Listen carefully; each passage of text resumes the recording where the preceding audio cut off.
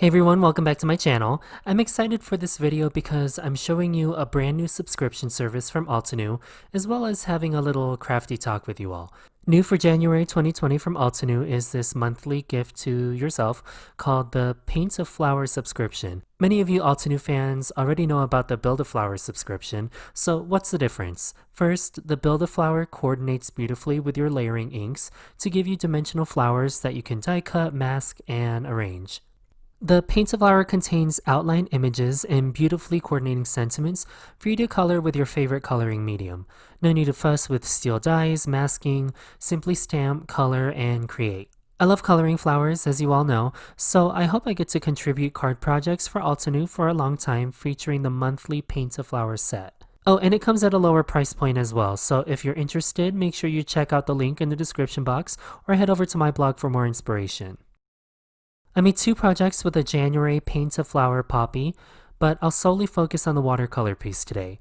Here's what I have arranged on my crafting mat: the Paint a Flower poppy, of course, the Altenew 36 watercolor pan set, a number 4 round brush, permanent black ink, a towel, and 2 cups of clean water. Off camera, I stamped the main poppy flower on some scrap typing paper and fussy cut it twice to make some masks. And the watercolor paper I'm using is Arch's 140-pound cold press. It's my fave. So all I did was create a poppy bouquet using permanent black ink and my original Misty to help get everything positioned and help get a perfect stamped impression. Altenew crisp ink in permanent black dries fast and does not bleed from Copics, Altenew artist markers, or watercolors. I like to create an underpainting first just to lay some color down and then add deeper shades as I get into more of the detail of the flowers. Lastly, I'll use my new Faber-Castell Polychromos pencils to deepen some areas of the flowers and help define certain elements. So instead of me speeding the coloring and playing some music, I asked you all on Instagram to send over some questions about anything: crafting, personal favorites. I've been making videos for almost a year now, and I thought this would be a good opportunity for me to share a bit of myself with you all. So here we go. I'm going to actually answer 3 questions in one because it all happens to fit in one story. So what's the first stamp set you ever bought? When did you find out about stamping? And who was your first YouTube inspiration?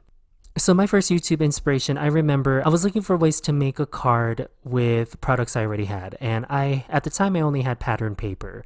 And it was a Christina Werner video that I remember watching on using pattern paper and how to use it in a card. And that was one of the first series of videos I watched on card making on YouTube. So then in my research and the first stamp I ever bought, I was finding a creative way to thank colleagues, classmates, and anyone who helped me on my career to becoming a lab scientist. And so the first stamp set I bought was this one on the screen. And I used that thank you sentiment right in the center with a solvent ink and I destroyed that stamp set. So the first set of cards I was using pattern paper. I think it was a landscape side folding card, and all it said was that thank you right on top of some pattern paper. I wish I could take it back because they were hideous, but I mean, I've always been sort of creative, and so this was my way of saying thank you and making it a personal touch. Okay, next question. So what inspires you to create new and unique cards? So actually, I'll tell you, one of the places I don't look for inspiration anymore is from card making tutorials. And I say that in a way, I don't look for layouts anymore. I don't look for color palettes. I look at YouTube for products, and I look at YouTube for techniques.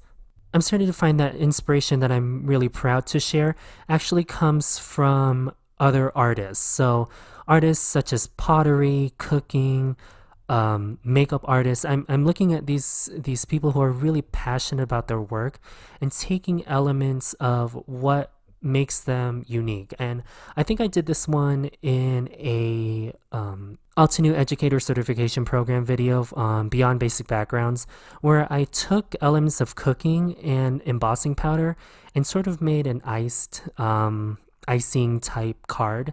And I don't know, I really liked that, and I haven't seen anybody really do it, and for me that was truly rewarding because it wasn't from an inking perspective, it wasn't from a card perspective, it was it was from somebody else who was passionate and willing to share what they know. So, yeah, I guess that's where I get my inspiration from now, is from other creatives and other creatives who are not card makers. So how easy is this stuff for you? Well, it's not. I work a full-time job, as many people here on YouTube do, and I do all of this filming, creating, editing. I do this all in my own time. So after 8 hours of work, I come home and I do sometimes another 10. But I do it because I want to. I'm really passionate about card making, and I just enjoy being creative overall. As I've taken on different guest designs or being part of different teams, I find that I do have to be more careful with my time to find my sanity. By the time this video publishes, I've only been doing card making and sharing and contributing designs for a little less than a year. So it's been a learning process on managing my time and when to say no. That was the hardest one to do, was when to say no and say, I think there are other talented people who could help you promote your brand new release. But right now, is it easy? No, but it is getting easier. So quite a few of you actually asked about color inspiration and where I get my color palettes from. And it depends on what I'm coloring. So in the case of flowers, most of the time I will go for something that's realistic. So poppies traditionally come in red, roses traditionally come in red, poppies come in, or peonies come in this wonderful peachy pink. So I will usually steer with what's real because I am inspired a lot by botanical illustration, but then it's broken down further into, well, what kind of red? Is it red with a warm yellow center? Is it a white with yellow veining and green veining? You know, those are sort of details that I like to look for and then incorporate into my floral palettes. For anything else though that isn't florals, or if I want to try to shake things up with my floral combinations, I do have boards on Pinterest full of those room decor color palette sort of images, and I will reference those every once in a while. But sometimes it never hurts to introduce new color palettes and staying within warm ranges, staying in cool ranges, but also it's great to be fearless sometimes, like Kathy says. You never know what sort of color combinations you'll accidentally stumble across. How did you make it to the Altenew design team? How did you get recognized and become associated with Altenew? And do I get paid to be with Altenew or be part of other design teams? So the first part of this question is, how did I make it to Altenew or get associated with Altenew? And I'll give you a quick rundown of my social media experience. I opened my account in December 2018, I think. And I opened my account to start sharing my cards, but I also found it interesting that Instagram, to me personally, was the best place to find card making inspiration. So then I started posting my own cards, and as I realized that I wanted to begin sharing a lot, I made myself a schedule of when I would post. But at that time, I don't think I was using the hashtags correctly or getting the attention of companies. So then come April 2019, I think that was my first guest design with Altenew, and I did guest design a few times before then with other companies, but April was the first time I did my first release with Altenew, and it was a stamp die and mass stencil release. As to how I got there, I'm not really sure.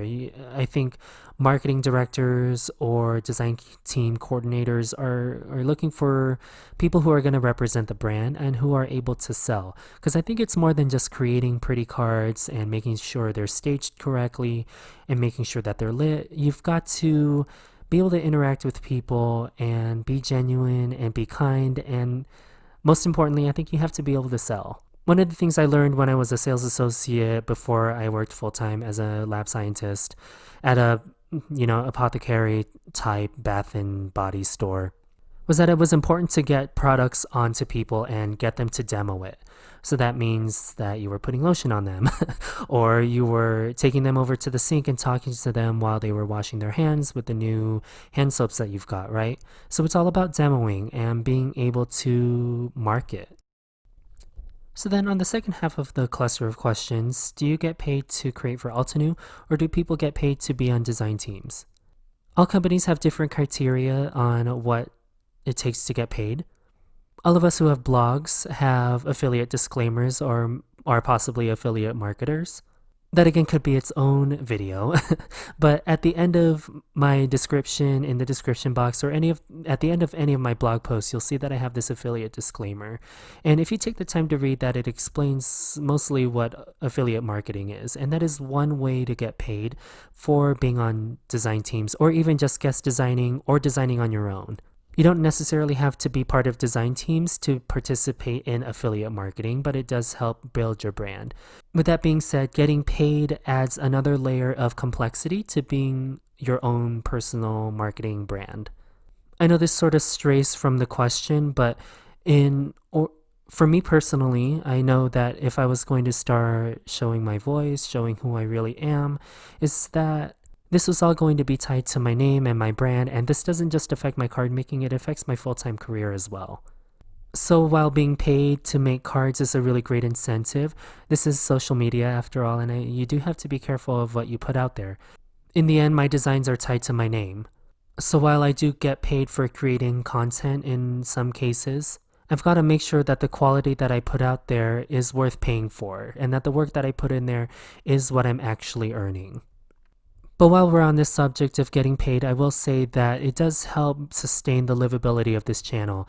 When I first started creating videos, I was working on my old college laptop. I think it was an Intel i3 processor, and it was not fast enough to create videos basically. So that day for my happy hour with JC, my very first video, I had to buy a brand new computer, and that was my first big expense creating for YouTube.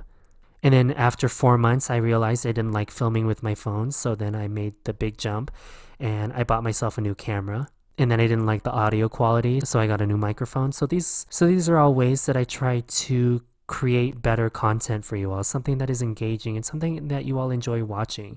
Again, as with my full-time career, it's not good to put out garbage. So I try to give you good content that you all enjoy and something that you can take home and be inspired by. And that all ties in with being paid and being on design teams. To stay on the subject of YouTube and filming and also taking a few of my photos, what is your lighting situation when you film? I'll link to the lighting that I use in the description box below, otherwise I'll try to find something similar. But I was looking for a lighting kit that had fluorescent bulbs, the ones that I could attach, not the LEDs, and ones that contain 3 lights. So as you're looking at this video right now, in front of me at 12 o'clock, I have a light. And then I have another light at 4 o'clock. And then I have another one at 7. And they're all at varying heights to help play with shadows. Now, I do know a little bit about photography, but filming was a whole different thing. So again, that was another expense when starting YouTube. I work full-time during the day, and I have to physically be at my job. I don't get to work from home. So most of the time I do have to rely on artificial light. I think they're the 5,500 temperature Kelvin bulbs, but that's what I use. I use 3 lights and they're all at varying heights. Oh, and I use the umbrellas that came with it. So yeah, I'll have that link below. Okay, so what is my favorite Altenew color family? For a long time it was the Cool Summer Nights family of inks, but after the December release it's going to be Tranquility Oval Set. So that's the one with Misty Morning, Cloudy Sky, Nimbus, and Dark Night. And in particular, Dark Night is my favorite color that Altenew offers. My favorite watercolor is Payne's Gray, and it's that same thing. It's that sepia, sort of warm, dark blue. So actually, here's a non-crafty question. A talent you wish you had. I was raised musically. I took piano lessons for, I think, about 7 years. So starting from the age of 5, I think. And then I went into high school participating in the band. I went into college participating with the band. And I went from piano to clarinet to any of the tone percussion drums such as xylophone, marimba, xylophone. But the one instrument I still wish I could learn is the cello. I never got to really play with the string instruments, but yeah, the cello is one instrument I would still like to play, and that's a talent I wish I had. What music do I listen to when I make cards? So I look for something that's generally got a chill vibe, maybe a little bit more upbeat. So right now, what's sort of fitting my vibe is Summer Walker, but I always end up drifting towards Jhené Aiko, SZA, Her, Wale, Daniel Caesar, But sometimes I'll drift into reggae fusion, so right now I'm sort of feeling Western. And no, not Western like Western music, it's WSTRN. And I know my tastes aren't gonna mesh with everybody, but yeah, that's what I listen to right now. Do I have any pets? Yes, here's my Kit Kat. He's got only child syndrome. And last one, pineapples on pizza? Absolutely not. And that's all I've got. And here is my final card featuring Paint a Flower Poppy from Altenew. Thank you to everyone who messaged me on the gram. So what do you all think? Should this coloring and crafty chat be a thing? I had a lot of fun creating this video, but maybe next time I won't do it the night before. Let me know what you think in the comments below. And while you're there, make sure you subscribe, hit the like button, and share this video. I always appreciate it. Hey, thanks so much for watching, and thanks to Team Altenew for sending the stamp set over to play with. And I'll talk to you all very soon, and have the best day.